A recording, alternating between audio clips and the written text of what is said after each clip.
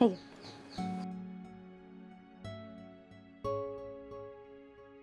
चहा आणते. नको नको.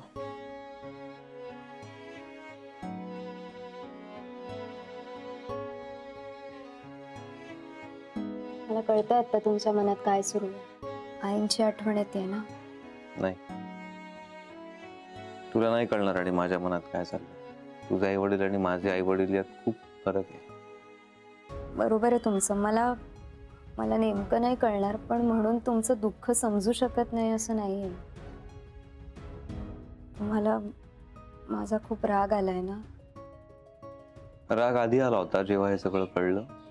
असं वाटलं की तुला सगळंच माहित होतं, मग तू सांगितलं का नाहीस मला वेळेवर कळलं असतं तर.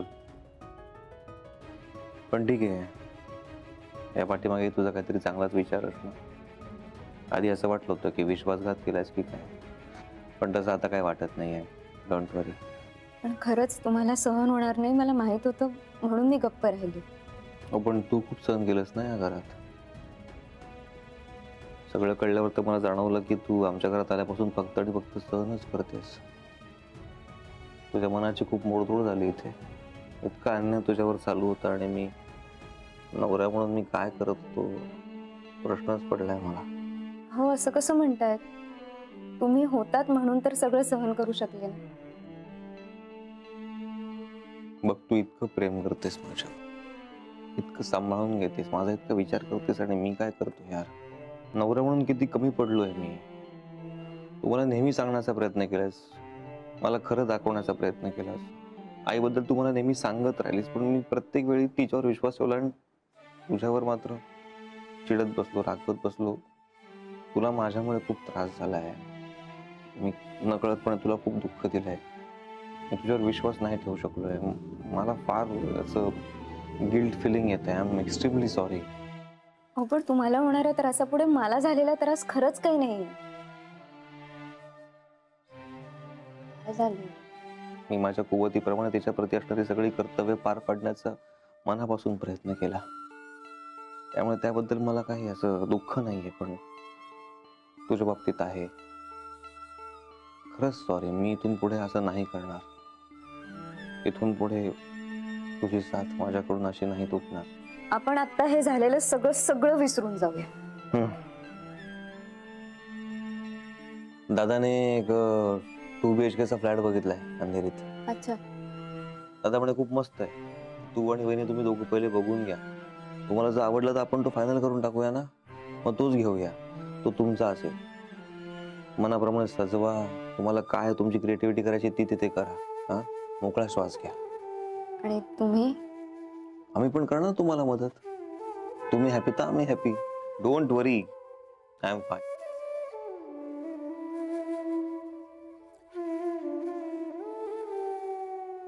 तुम्ही खुश नाही आहात हे माहिती आहे मला. तुम्ही बोलून नाही दाखवलं तरी ते कळते.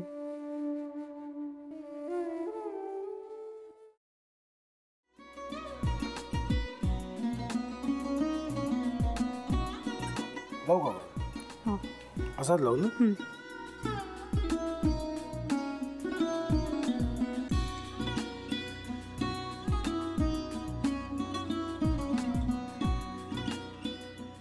आता काय करायचंय? आता आपण ड्राय स्टफिंग दुसरं काय करणार आपण त्यात? आपण ह्याच्यात मेयोनीज न टाकता बाकीचे सगळे साहित्य टाकायचे. अच्छा, हे सगळं. ऋतू, माझा तर विश्वासच बसत नाहीये. म्हणजे अगं बहिणी आमचं लग्न व्हावं म्हणून किती प्रयत्न करत होती आणि ते सगळं करताना की शिवच्या आम्हाला माहिती पुरवते. नाही, मला नाही वाटत. गौरी खूप चांगली असतो म्हणून तुला सगळं जगत चांगलं दिसतं, पण शिव उगाच बोलला असेल का? त्याच्यावर विश्वास नाहीये का तुझा? शिववर पूर्ण विश्वास आहे मी माझा, पण तो आता हे जे काही करतोय ना, म्हणजे निशा बहिणी समोर त्या राधिका सोबत फिरण्याचं नाटक वगैरे, ते त्याचा काही उपयोग होणार नाहीये. अगं असं कसं म्हणतो? अगं नीलिमा, जतीन भाईंचा कॉल आहे. हो माहितीये. रिसीव कर ना.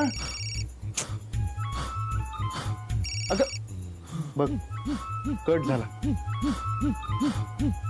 आता तू रिसीव्ह केला नाहीस म्हणून ते मला करतील. अब पुन्हा आला बघ. घे बघू. पण हे एक ना एक दिवस घडणारच होतं. आता मला कळलं तुम्ही 2 दिवस झाले काय सांगत होता ते. बनू हे संकेत असतात आणि हे ठरवून येत नसतात. मी बाहेर तुमची वाट बघते.